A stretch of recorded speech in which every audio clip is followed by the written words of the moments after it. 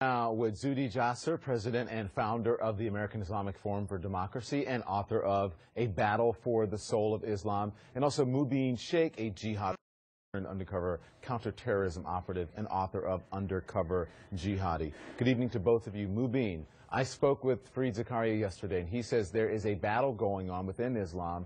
This isn't just Islam versus the West. You know, of course, there is a battle going on in Islam. There's a battle. There seems to be a battle between Islam and the West and Islam, and Islam and the West. It's a complete mess.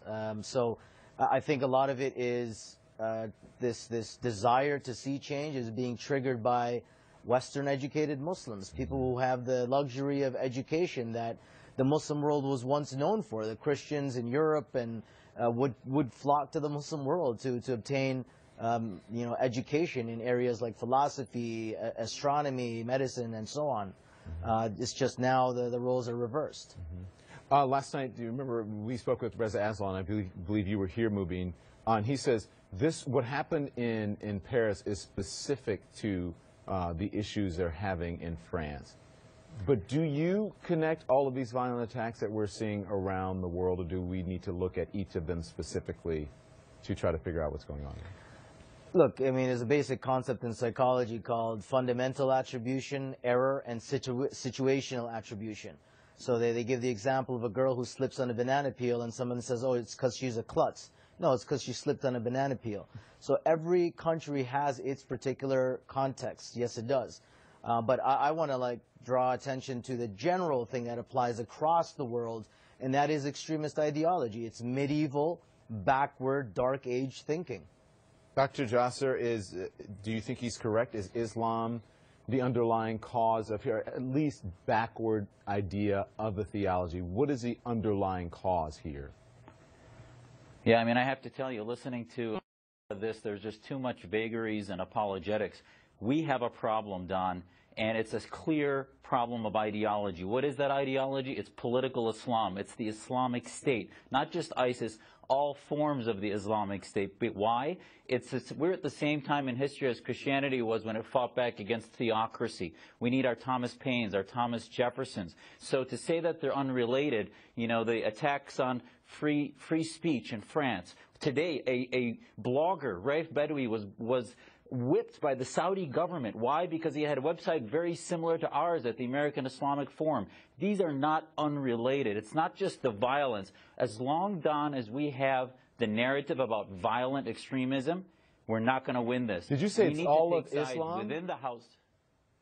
No, it's a large political movement. The Muslim Brotherhood, for example, won 30–40% of the vote in Egypt. But 1 year of opening up that society did more to defeat Islamism than 60 years of Nasser, Sadat, and Mubarak. Same thing in Tunisia. The Islamists were more organized. They won that election, but now they just got rejected. But the West has been missing in that, and Muslims are too busy just saying, oh, we're being victims, there's Islamophobia, there's bigotry, and they're not dealing with the theology. You're not talking about the Sharia that is driving the instruments of kill the apostates, women get second and third class citizenship, there's no equality, there's Islam has to be the constitution versus a Western form, liberty-based constitution based in reason. Okay, so along the lines of what you're saying, here's what Rupert Murdoch tweeted out tonight. He said, maybe most Muslims peaceful, but until they recognize and destroy their growing jihadist cancer, they must be held responsible. Does it sound like he's blaming all Muslims to you, first to you, Dr. Jasser, and then I'll get moving?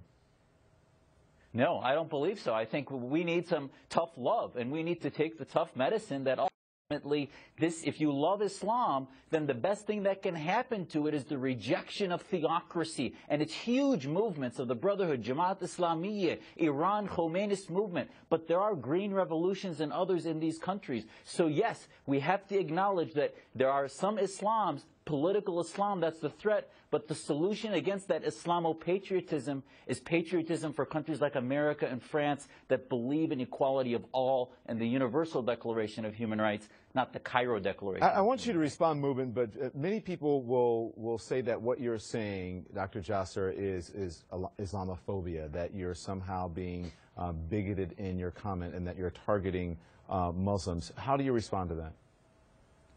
That's people who don't want to deal with the issue, that want to divert it from engaging in true reform. Was Thomas Jefferson, Thomas Paine, those who didn't want the word Christian in our documents, anti-Christian, or were they pro-freedom and wanted a personal relationship with God? That's what I pray, I fast, I go to mosque, I believe in my scripture, but I don't want any imam and any government telling me how to do that. That's anti-Islamist, but it's pro-Muslim. Go ahead, Mubin.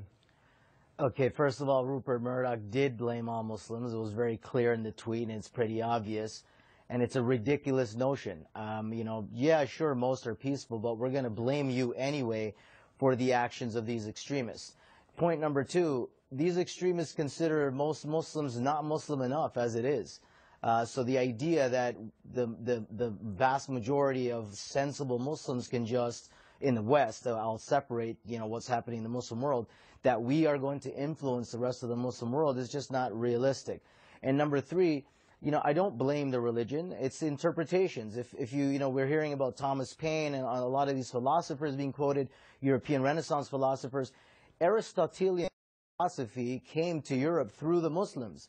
You know, the Muslims were studying philosophy, geography. Wait, let me finish. Yeah, let him finish. They were studying all these things because they had a desire for knowledge, scientific pursuit. The scientific method was introduced into Europe by Muslim scientists.